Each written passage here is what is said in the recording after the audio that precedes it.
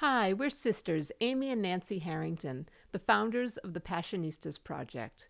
We've created an inclusive sisterhood where passion-driven women come to get support, find their purpose, and feel empowered to transform their lives and change the world. On every episode, we discuss the unique ways in which each woman is following her passions, talk about how she defines success, and explore her path to breaking down the barriers that women too often face. In this episode, we've invited members of our community to share their journeys of stepping into their power. Through their inspiring stories, each woman reflects on a moment of self-realization, resilience, or transformation, offering unique insights on defining success and embracing authenticity. Join us as we celebrate these moments of courage and personal growth. This episode contains conversations about situations that might trigger PTSD and emotional trauma, or cause discomfort to some listeners. Please consider your own sensitivity before listening. First up, we have Kingsley, an indie pop songstress, sharing a deeply personal story. Welcome to the kingdom, letter to my younger self. This heartfelt message offers a glimpse into Kingsley's journey and the invaluable wisdom she's gained along the way. Welcome to the kingdom. To the little girl with big dreams and an even bigger voice. This is my letter to you. Hey, you. It's been a while since we've chatted.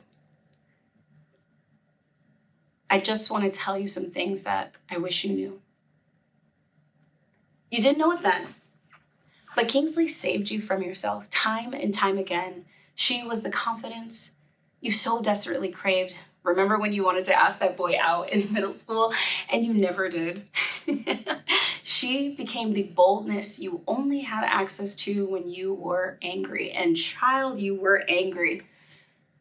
She is the freedom you didn't know you deserved because you didn't always feel it.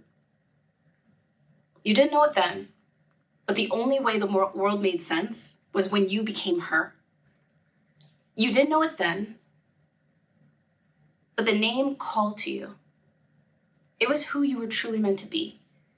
So you ran to your computer downstairs and you searched and you searched and you searched just to find one that represented the star you knew you were meant to be. And when you first heard it, it was like a scene from Chicago. You know, the one where her name is in lights and they're whispering it. Now I understand that you and Roxy shared so much innocence when it came to dreaming of a life of fame. You didn't know it then, but the person you wished you could be was really you all along. You didn't know it then, but the first time you stepped onto the stage, a piece of home was carved out in your heart, and it will always and forever be there. No matter where you go in the world, you can always come back to that place. I mean, even at 31, after spending 2 years on the road and coming back broker than ever in your parents' basement, you still have that place you call home. You didn't know it then, but the opposite side of your depression is expression. You didn't know it then, but the first song you wrote for the first boy you ever loved would be a revelation on how you process emotions to this day. It's how you connect with the world around you and how you use your voice to make others feel seen, heard, and loved. You didn't know it then, but your third studio record, Come and Find Me, would be a pivotal moment in truly finding yourself. And not just to be sexy, but to feel it. You didn't know it then, but finding your calling even before you knew who you were is a life that not many others get to have. And every moment when you weren't on that right path, it felt like back when you were in high school and you really wanted to do the school musical, but you had to go to state. And you ran away into the music hallway, away from the friends and the teachers and the guidance counselors. And you cried so many tears you never thought you could cry again. You didn't know it then, but you will be breaking so many generational curses. You didn't know it then, but your ability to captivate the crowd is a sacred gift. And though it started off in classrooms and talent show stages and with your friend group, You have and will always be able to create more joy, love, and happiness. You didn't know it then, but your art will lead you to finding your why. And it will be the connector to all of the strings in life that sheds a light on what brings you the most joy. You didn't know it then, but your why is helping others become their most authentic self, because you are your most authentic self. You didn't know it then, but your ability to chase after your dreams will inspire hundreds, thousands, millions. So many you've lost track of the names and the moments in which you've connected to, but you remember the faces. The way you boldly say what you want in life is so impactful that others have no choice but to reach higher. You didn't know it then, but the world could not wait for you to arrive. You didn't know it then, but you are a trailblazer. Someone who is willing to take life each and every day and create magical ideas. No matter the resources, you make things. No matter the no's, you create things. And honey, you will get a lot of no's. You didn't know that. You didn't know you'd get a lot of no's. More no's than yeses sometimes. But you courageously show the world each part of your becoming through all of your magical expressions. You didn't know it then, but you have always been my hero. You didn't know it then that you'd even get a chance to write a letter to you with so much gratitude and so much love and so much grace. Thank you for dreaming big. Thank you for becoming Kingsley. I love you, girl. XOXO. Kingsley. Next, we hear from Griselda Provencio, a dyslexia coach and founder of Dyslexia Warriors. Griselda shares her story of unknowingly battling dyslexia as a child, facing challenges with reading and memory, and now helping other children by empowering their moms with tools to unlock their potential. Hello, I'm Griselda Provencio, and I am passionate about helping moms of children with dyslexia because I was that child. I struggled to remember sight words. I practiced, and minutes later, I could not remember how to spell the word. Reading in class filled me with anxiety. I just wanted to be overlooked and also wanted to disappear. I had to come up with my own strategies just to remember what I had studied, but the road wasn't easy. My mom helped me any way she could, and I studied for hours, wondering why it took me twice as long as my siblings to finish homework. The older I got, the harder the challenge. By the grace of God and my mom's support, I passed every year. But it took a lot of dedication and hard work. It wasn't until I started working with children with dyslexia that I saw the red flags in myself. After being evaluated, I found out I was dyslexic. The relief was overwhelming. I realized my struggles weren't from a lack of intelligence, but from dyslexia. Even today, I struggle to organize my thoughts. I know exactly what I want to say, but it's hard for me to put it on paper. This is something I have had to overcome in my journey to earn my degree and build my business. That's why I created Dyslexia Warriors, Moms Igniting Potential. I want to help moms recognize the signs of dyslexia and give them the tools to support their kids at home. My mission is to make sure every child with dyslexia gets the help they need early on. I was fortunate to have my mom's support. I've seen many children struggle at school because they don't get evaluated early on. It's sad to see their potential unrealized. These children have so much to offer, and I don't want their purpose in life to go unfulfilled because they were misunderstood. Help me spread the word and bring awareness so we can stop the cycle of missed opportunities for these incredible individuals. Now we introduce Sophie Zollman, CEO and owner of Sophie Zollman Next Level Business Support.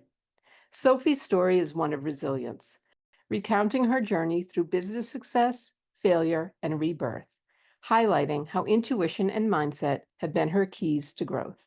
Hello, I'm Sophie Zollman, the owner and CEO of Sophie's Zone Next Level Business Support. I'm a digital marketing expert, best-selling author, and speaker. And I'm also an 80s pop, Stevie Nicks, witchy woman, Harry Potter nerd extraordinaire, poker player, beach lover, and I'm a grandma too. And today I want to bring to you the story of my business birth, growth, success, epic failure, and rebirth into something bigger and better, because the epic failure was that pivotal moment when I really stepped into my power and knew what I wanted to do, how I wanted to get there, etc. So 23 years ago, I was a stay-at-home mom of two small children needing to make money. Going to work in a job would have just gone to daycare. So I jumped into the online space. I became a remote worker before it was a thing. I worked for an e-commerce company for a little over 4 years. I grew it from $50,000 a year to $500,000 a year, all at $12 an hour. I was burned out, fried, done with that. So I semi-retired to be a stay-at-home mom again. And 8 months later, the house started breaking. I had to go back to work. So I jumped into the online space again, this time in transcription. I met my ideal clients that I now have today by transcribing teleseminars from them back in the day. In 2009, I relaunched myself as a virtual assistant, and I got on social media, and I became very well versed in networking and connecting and making friends and making business acquaintances and connections. In 6 months, other VAs were hiring me to do work for them. Lo and behold, my business was born. Back then, it was Sophie Zone, virtually there for you. It was a VA business and then an agency. And then I went solo again after certifying in a few areas of expertise. And then in 2018, I made the decision to go exclusive with a client for 6 figures. I finally hit my 6-figure success. I was ecstatic. I was on fire, so to speak. And yet, in the back of my mind, in the hollow of my gut, something was telling me this wasn't a good idea. But I thought I'd made the big time, and I ignored it. And I worked for this company throughout 2018. And the longer it went on that year, the more that voice started talking to me more and more. And finally, I realized that though I'd made 6 figures, I knew this was going to be a plateau where I wouldn't get much bigger. And I wanted more. I wanted to do more. So listening to my intuition and my gut, I soft launched a digital marketing agency at the end of 2018. Approximately 2 weeks later, my exclusive client let me go. I lost it all. I, in the moment, had nothing. I was devastated. And everyone around me, my husband, my coach, my team from that coaching program, all looked at me and said, good. Of course, I was freaked. But after, taking a little time to wallow, to process, to get through the emotion of it, I jumped right back in with this digital marketing agency concept I just launched, and learned that intuition is very important in what you're doing in life and business, and B, that mindset is also huge in this world, because the biggest thing from my coach that empowered me and allowed me to step into my power was when he told me to reframe my phrase, I've lost it all, I have nothing. He turned it right around and said, I have everything I need to succeed. My husband stepped up and worked with me to finance the restart of my company, gave me 6 months worth of funds and support to start over. And that is when everything clicked, and I stepped into my power, into who I am, and into the well-rounded decision-making that I make today to keep me going through the ups and downs of life and business, because there always will be ups and downs in life and business. And that moment of losing it all and taking a bright idea that had just come about into not only six figures, but multiple six figures year after year, with other evolutions and pivots and shifts, going through a pandemic and all of it. I am here to say that that moment in time was a key moment for me to step up and know, I got this. I can do this. And I surround myself with people that help me continue that mentality, continue that empowerment. And I've stepped into more, doing more and more with the business, with becoming a best-selling author, for doing everything that I can to empower other women and other business owners to keep going when times are tough, even if you do lose it all and need to start over. Find your passion, do what you love, surround yourself with people who support you in it. And no matter what, don't give up, because even if you fail, you can turn it around into success on your terms, defined by you and how you want your success to be measured and done by you and the people around you. So if you're going through a tough time in your business or your life, you got this. You can do this. You just got to keep going. Our next storyteller is Kimberly Harms, an international speaker and award-winning author. Kim shares her profound journey of resilience through multiple personal losses and the strength she found to rebuild her life and find a new identity. Hi, my name is Kim Harms, and I've been around the block a couple of times in life. I was born in 1956, and at the time I was born, I was missing some fingers on my right hand, so it was a little traumatic for my mother and my father.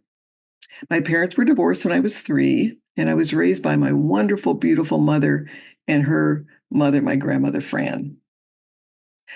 When I was 6, my father found out that the drug thalidomide, which my mother had taken for morning sickness and for motion sickness as she traveled across the country, had probably caused my lack of fingers. My mother was devastated from this news, and she ended up going into a mental institution where she remained the rest of her life. But I had 6 wonderful years with my mom. And although emotionally she wasn't very stable, she was the best mother ever. Mental illness does not preclude you from being a good parent. Lack of love does. And she was a very loving mother. And I was so glad for those 6 years. After that, we went to live with my father and my stepmother, who was not excited about having to take care of 3 kids. And we lived in an environment of resentment. We knew that as soon as we were 18, we were on our own. When I started college, one of my first days at college, I met this really cute guy. His name was Jim Harms, and he wanted to be a dentist. And at the time, I'd never heard of a woman dentist. Again, this is back in the 70s. But I figured, if I went to dental school, I could have a good job and maybe Jim would marry me. Now, I am so sorry to tell this story, because do not ever choose a career because you want to marry somebody. It was a big mistake, but this time it just happened to work out. It just happened to work out. So I went to dental school, and even more importantly, I got the guy. So it all worked. My plan worked. Not a good plan, but it ended up working. Jim and I were married for 44 years until his death. Life after dental school was great. We were commissioned officers in the U.S. Public Health Service. We bought a practice in Farmington, Minnesota, a nice small town. We had 3 gorgeous, beautiful, wonderful children. And we became active in the community. I was on the school board. I was chair for a while. I was the first woman president of the Minnesota Dental Association and a national spokesperson for the American Dental Association. Things were going well until 2007, when my brother Mike died of a sudden heart attack at 56. My husband Jim was diagnosed with liver cancer and given only a few years to live. But fortunately, a miracle happened. Jim was given a liver transplant and a new lease on life, and we were happy again. But on January 31st of 2009, our world shattered into pieces when our son Eric took his own life.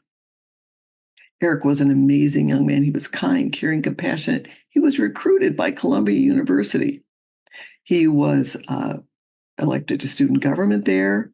He was part of the jazz program. He was a brilliant jazz pianist. He loved jazz piano. And when he came home the first semester, he was on top of the world. He'd even made the dean's list in engineering. He was so happy. But just 2 weeks into his second semester, again, 45 minutes after a breakup with his girlfriend, he was gone. And our lives, we felt, were over. After Eric's death, I fell deep into the grief pit. I couldn't eat. I couldn't sleep. I felt like I didn't want to go on. I was dead on the inside, trying to look alive on the outside like a zombie.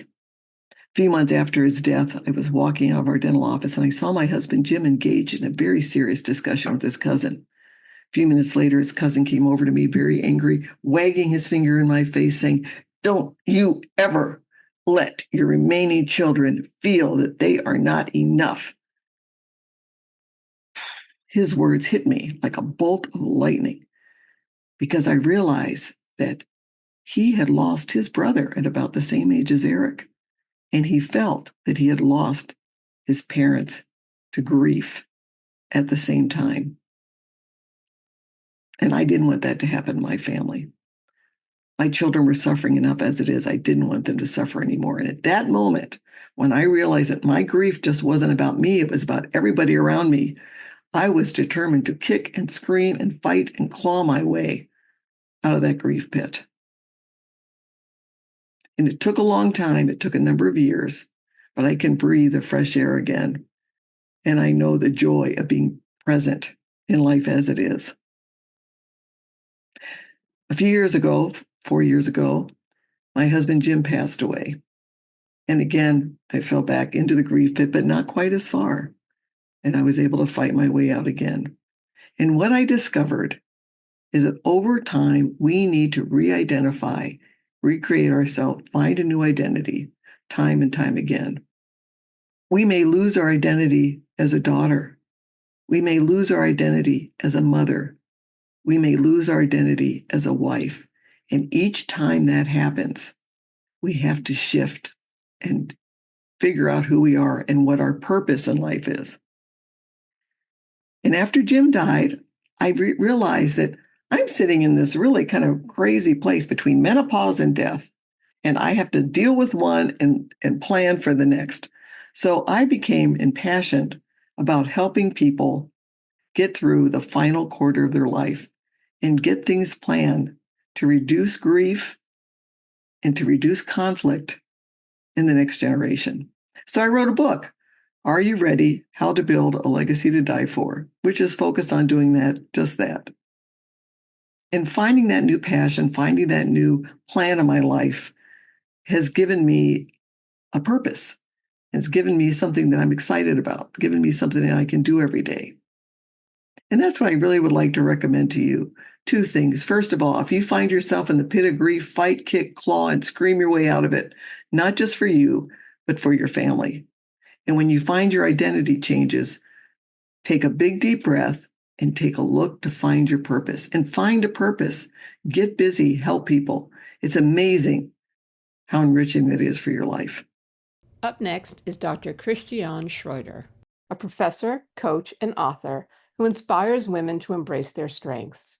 In her story, she shares how she overcame self-doubt to establish a fulfilling career and empower others to succeed without overwhelm.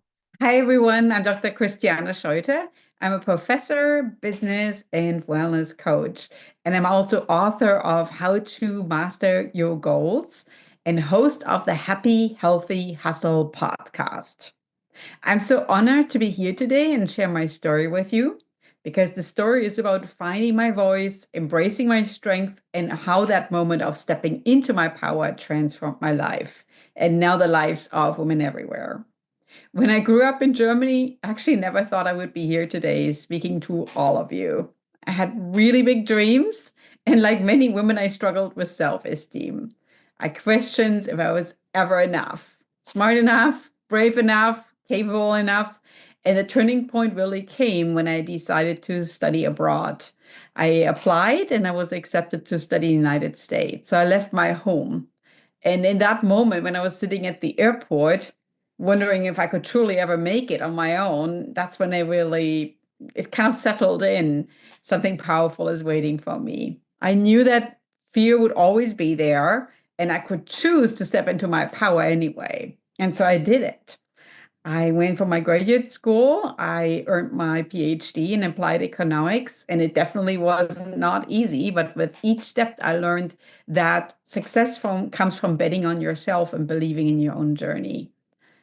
And so for me, it wasn't just about achieving that PhD for myself, it's actually about giving back. I became a professor, a coach, an author, and also a podcast host because I want to empower other women to find their own strength and their path to success. And that's also why I wrote How to Master Your Goals. It's a book about creating a simple and proven path that any woman can follow to reach her goals. And that's also why I named my company Hello Happiness, because I believe that every woman deserves a space, a nest where she feels supported, empowered, and inspired to grow and thrive, both personally and professionally.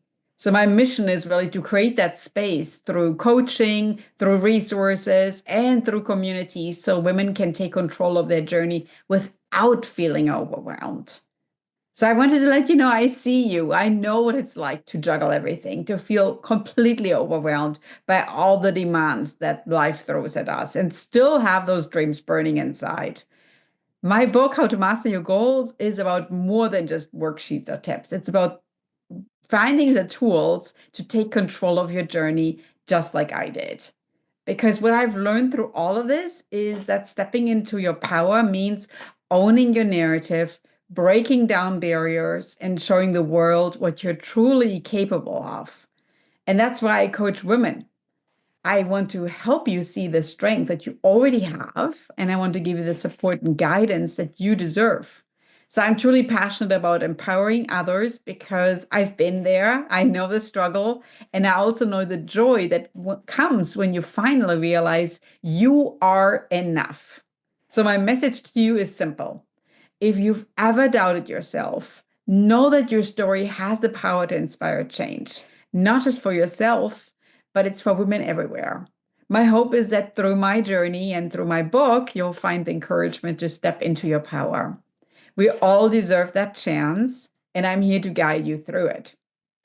Thank you so much for listening, and thank you for being part of this journey toward changing the narrative for women, one goal at a time. Now we'll hear from Samantha K. Harris, a certified life coach. Samantha's story explores her struggles in a male-dominated environment and her powerful decision to take control of her life and demand the respect she deserves. Hi, my name is Samantha Kay, and I help women thrive in male-dominated industries.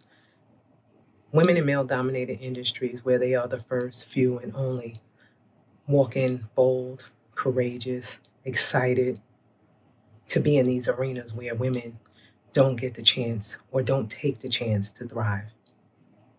But something happens during the time that they're there. And I know this because I am a woman who has worked for the past 2+ decades in male-dominated industries. Some of the challenges we face is mansplaining, over-talking, our ideas stolen, and a host of more. And we get to the point where we want men to understand us. We want men to respect us. We want men to fight for us because of the challenges we face. And then we become tired. We become exhausted. And I get this and I know this personally. I had a time when I had supervisors that were my supervisors come to me and tell me, because I gave directives to a man and who was offended because of the way I gave him a directive, letting him know my title, letting him know exactly what I needed him to do, that I was too animated, that I needed to bring it down. Anytime that I'm assertive in the room, I'm labeled aggressive. But the thing I believe that I know for a fact that got me was At the time, my boss asked me to write a project, and I did. I did it willingly because I assumed he was an ally. I assumed that he was someone that had my back, especially since he had given me an opportunity. But was he when he was taking my work and giving it and passing it off as his own? I was taken aback because I assumed that he would have given me the credit for the work that I did, but he did not. I was sad. I was angry. And I didn't voice my opinion at first. I allowed this to consume me until I felt I was almost broken. I was angry. I isolated myself. I was I spoke aggressively towards everyone. Everyone became the villain that I worked with. And it just exhausted me. I was tired. I didn't feel that it was worth me staying. I started looking for new positions within the same company, but more that would fit with my personality, with who I was. I doubted myself. That's what I did. I doubted myself. I doubted my abilities to be seen and to be heard. But something happened. Something shifted in me when I started doing the work on myself.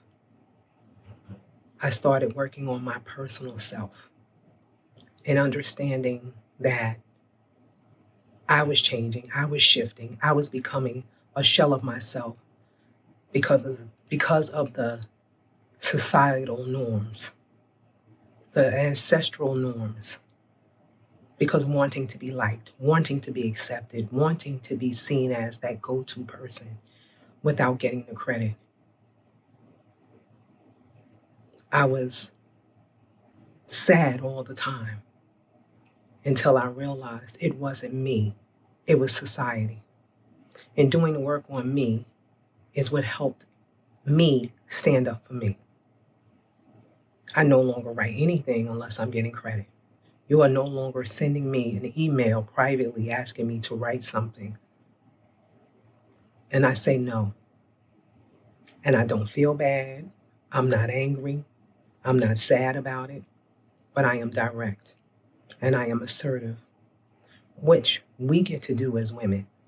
We get to stand up. So being heard and being seen and having your own back is essential. Not waiting for your allies to have your back, not waiting for someone in your family to tell you good job, or if you're so unhappy, leave. You get to stay and you get to stand. And I teach you how to do that. I teach you how to stand up and show up for you. And I wish you the most amazing day. Next, we have Mary Dibble, a life and success coach and host of the Radiant Mom Rising podcast. Mary opens up about her journey through addiction and burnout and how she transformed her life to help moms believe in themselves and chase their dreams. Hi, I'm Mary Dibble. I am a wife, a mom of three, a life and success coach, and the host of Radiant Mom Rising podcast. I am someone who grew up in a small town, Wilkesboro, North Carolina. I was born in New York, but somehow we found ourselves to the South. And growing up in the small town, I was very insecure. I really never felt like I fit in anywhere. And it was a challenging experience, and having low self-esteem led me down some pretty dark paths as I became a teenager. I struggled with drug addiction, having sex at an early age. But I will say that as I've grown older and becoming a mom in my 20s really turned my life around. Not only was I able to overcome the addiction in life, thank God, I really turned my life around. And I want to say that the one thing I have conquered in my life, besides, of course, getting off the drugs, is truly embracing who I am, loving who I am, and no longer putting myself on the back burner and trying to please everyone else. I spent so much of my life trying to be what I thought everyone wanted to be, trying to always help everyone and carry the weight of everything on my shoulders. I wanted everything to be perfect, and I always had to be right there on time for everything, and it was quite exhausting, quite stressful, but it just is what I wanted to do to make everyone else happy. The problem with that is I never realized how unhappy it made me, how stressed out and overwhelmed and burnt out I was. I loved being a mom, but I even then put my dreams on the back burner. I never really believed that I was allowed to want more. I was allowed to dream big. Someone like me in a small town, like, who am I? Who's going to listen to me? Who's going to care? And I'm so grateful that I found my path and my way to learning about myself through coaching, through life coaching, that turned my life around and really taught me the values of myself and self-care, self-love, and a self-acceptance. There are things about myself that I wanted to change growing up that I'm so grateful for that I wasn't able to, because growing up and realizing I am amazing just the way I am. I am beautiful. I am capable. There's nothing wrong with me. I don't need to change anything. I just need to embrace my full potential. I need to embrace who I am. And since I have taken that path, it has changed everything. I have attracted my soulmate. I have attracted a beautiful life. I am able to live in flow now. I am able to allow things to just happen as they're meant to, trust in God that things will unfold. I am putting myself out there in ways that I never thought I would, including doing my podcast and starting my own business as a mom with 3 kids, 2 toddlers, a teenager, and I'm doing all the things. I'm meeting people all the time, having incredible conversations. I love, love, love this journey that I decided to take when I took it, because it has truly transformed my life. It has helped me to not only get to know myself better, but to meet some of the most incredible people around the world and really make an impact. I'm really working to find my purpose, and I'm finding my way. And I love it because there's no pressure anymore of like, I have to do this. I have to do it this way. It's like, I get to just be me. I get to show up as me. I get to figure out who do I want that to be? Right. And that's my mission, is to help moms out there to believe in yourselves, to chase after your dreams, to stop putting yourself on the back burner, to go after the life that you want. It is possible. It is waiting for you. And the only way you're going to find what you're meant to do in life, or who you're meant to be with, is by putting yourself out there and trying new things and just allowing things to happen for you and taking those chances and looking for those opportunities and believing and trusting in it, that it's there and then it's on its way to you. And then just taking one step at a time. Even one baby step can make such a big difference. So for anyone out there who is just on the fence or feeling really burnt out or hopeless, like, what do I do with my life? Go live it. Go do something. Go find that. I'm telling you, there's so many things out there, so much resources, so many people who are going to love and support you. And it's been the greatest decision I ever made, was to take chances, start the business, start the podcast. Just do it. Just do it. Even if it seems impossible or like you're too busy, you always have time. There's always time to do what you need to do for yourself. You matter. Your life matters. Your kid, everyone matters, but you matter. And your dreams are just waiting for you. They're just waiting for you. So thanks for the opportunity to come here and let me share my story. I am someone who has overcome a lot in my life, and I am only getting started. And I'm so excited to see where this takes me. And I'm so excited to connect with those people that I am meant to serve.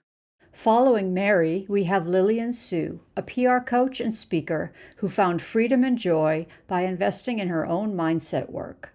Lillian's story highlights how this personal transformation has shaped her approach to coaching and helping clients with their mindset blocks. For a time that I stepped into my power I really want to focus on the last major crossroads epiphany moment that I had. Going into the pandemic, I had what seemed like a promising full time opportunity fall apart on me. And I had decided once and for all to redevote myself to my business as a publicist. But I had a problem. I was burnt out. I wasn't happy anymore. And I thought to myself, I don't want to be 65 and a service provider, but I need to get help. I can't do this on my own anymore. And thanks to that full time opportunity, I had the money to invest in business coaching and mindset coaching. It was through the business coaching that I was presented with the idea of becoming a PR coach, a public relations coach, because my business coach had said to me, you are coming across a lot of entrepreneurs right now in the early days of the pandemic who have said they want to work with you, but they can't afford a campaign. And you have a decade of education, knowledge, and skills that you want to impart upon them. The other thing I realized was the fact that so many prospective clients came to me and would say things like, I'm scared and anxious of getting in front of a camera. I'm scared of being judged when people hear my story. I don't want to be selling myself and opening myself up to a bunch of strangers. That doesn't feel good.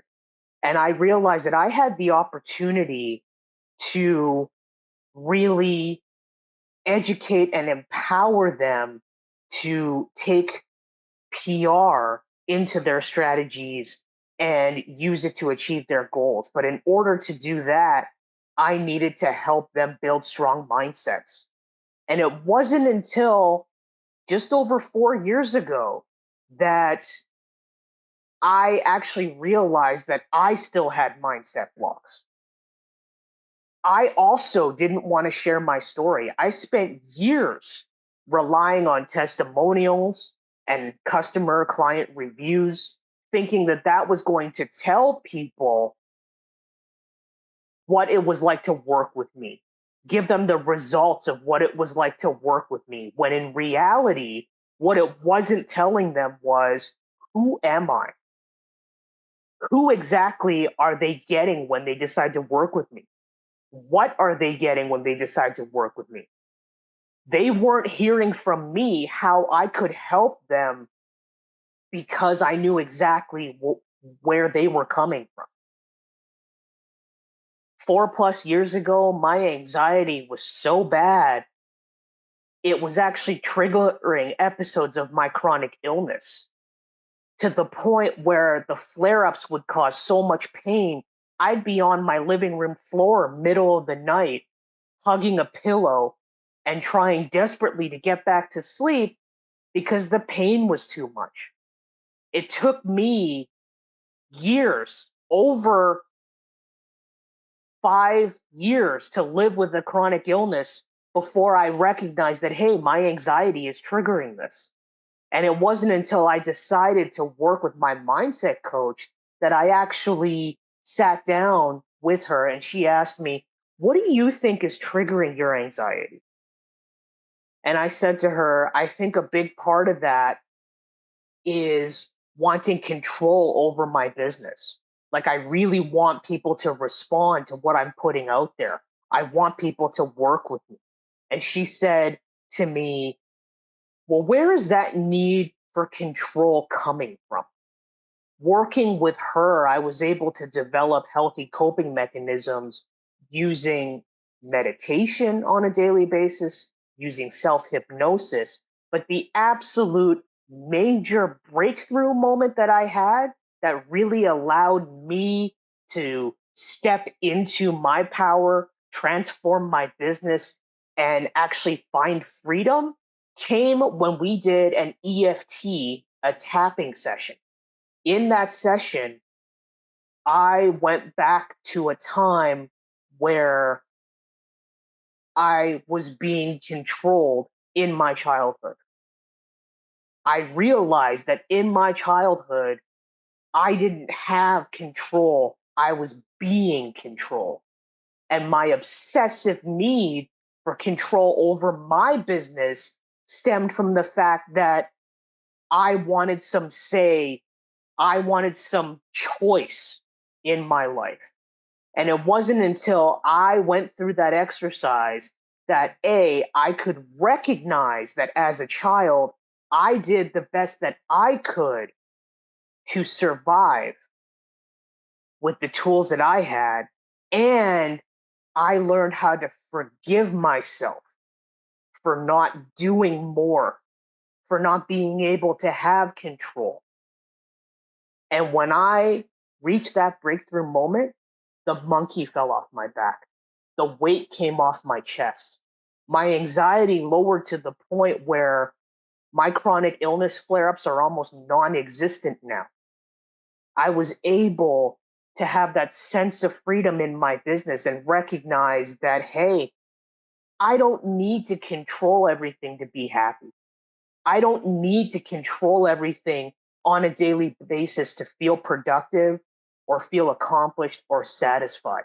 My motto today is that if I am able to complete one thing a day, then it's a great day. I'm satisfied. I feel accomplished. And that is my breakthrough moment that I share with my clients all the time. I understand where their fear and their anxiety is coming from because I've been there. I've been judged. I've been controlled. I wasn't giving choices. I give them the choice to help create a more sustainable, consistent business that also helps conserve their energy and bring them joy. And I was able to do that because I first went through the work to help myself discover what does it mean for me to have a strong mindset? Why don't I have a strong mindset? Where is my fear and anxiety coming from? And how can I push past it in order to make an impact? Thanks for listening to my story. Finally, we close with Debbie Crouch, a therapeutic art tutor who shares her journey of overcoming self-doubt and using creativity for healing. Debbie encourages listeners to unlock their creative potential as a path to personal growth and well-being. I never thought I would be good enough for art. That was a message I carried with myself for years. It started in secondary school when my art teacher told me, "I don't know why you're doing art. You'll never be any good at it." Those words crushed me. I loved art, but I was the good girl who wanted to please everyone. And after hearing that, I believed her. I dropped out of art class, even though it was one of the few things that brought me joy. I felt ashamed, like I wasn't worthy of pursuing something I loved. And for years, I carried that weight.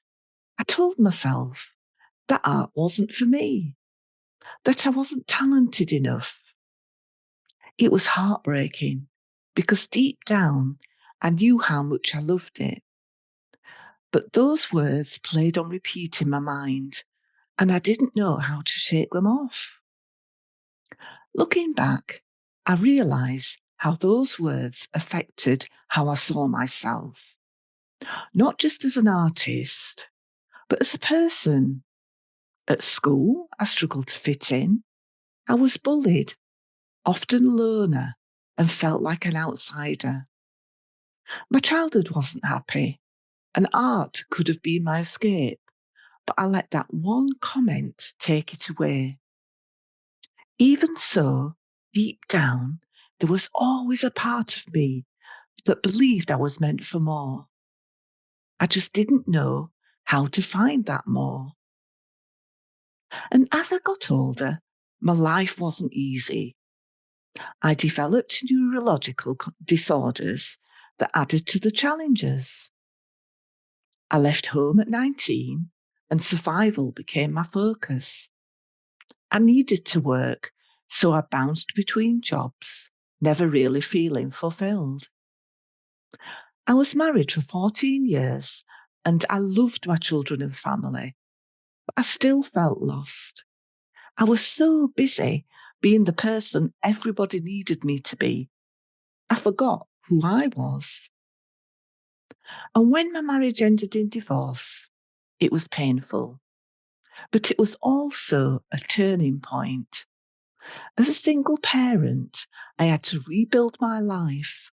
And it was during this time that I started to find myself again.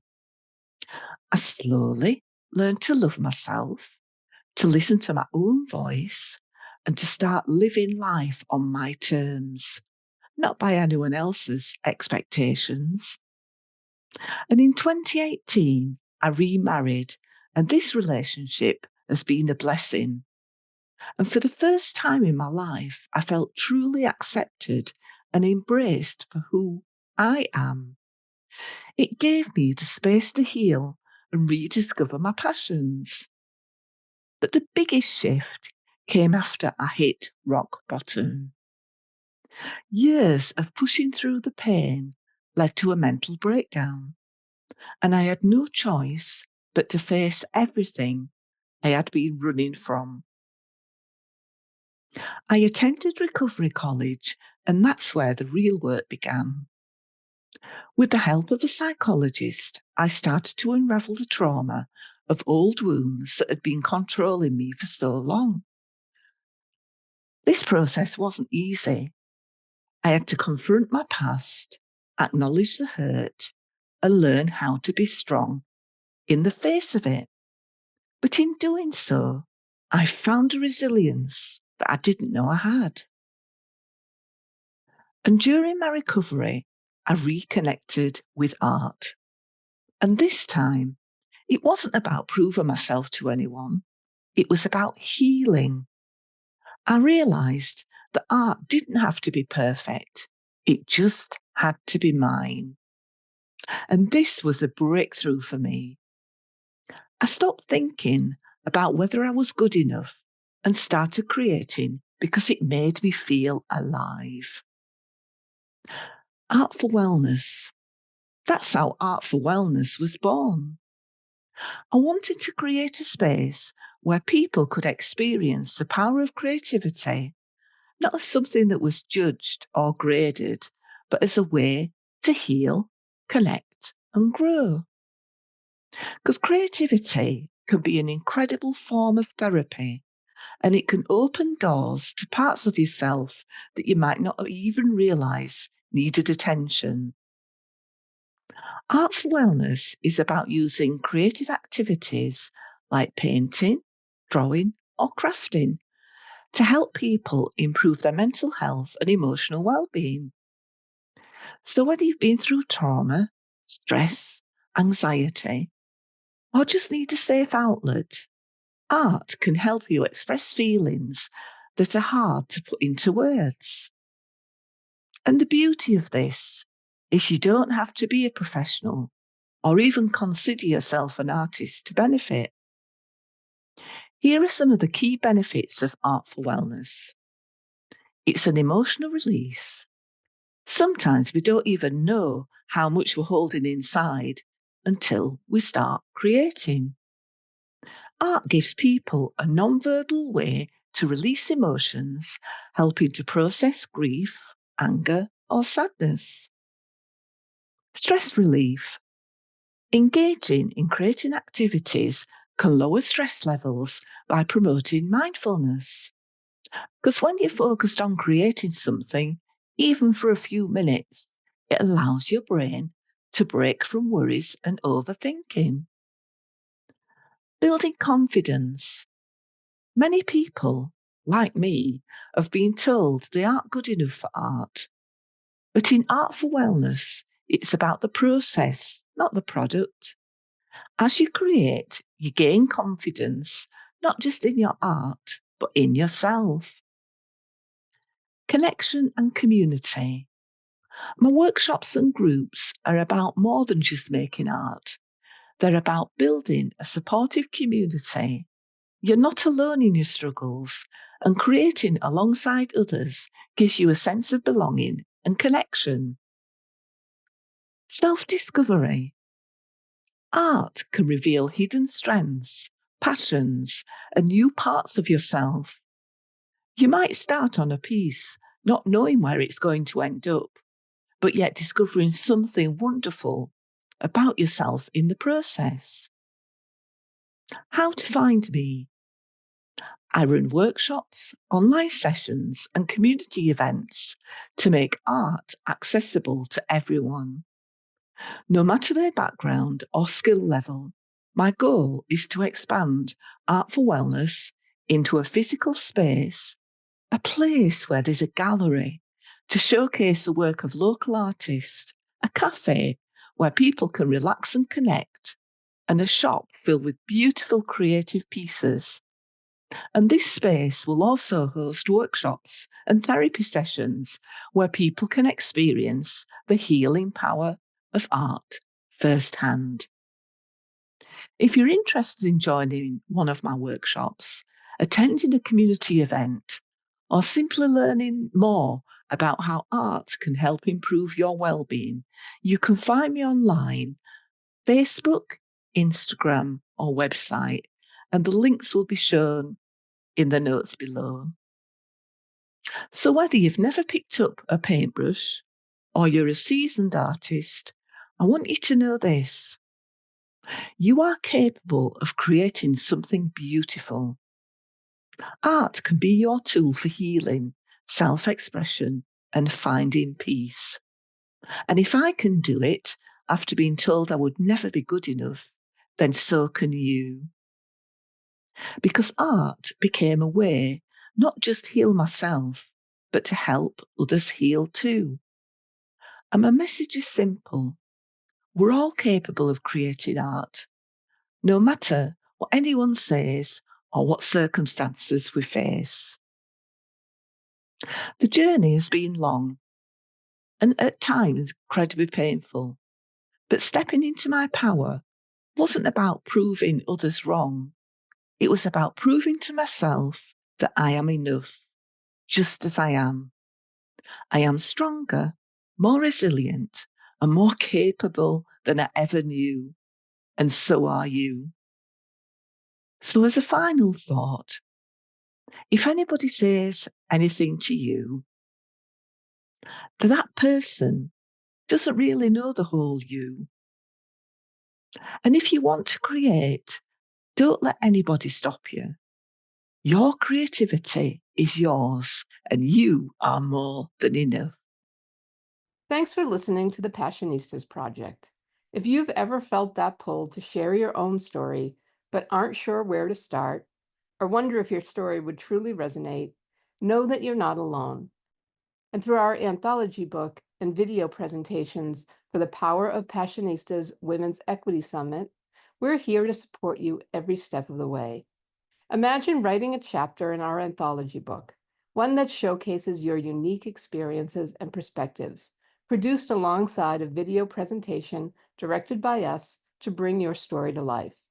You don't need to have it all figured out because we'll guide you through the process with the same skills we've used when we've interviewed people like Dr. Jane Goodall and Carol Burnett.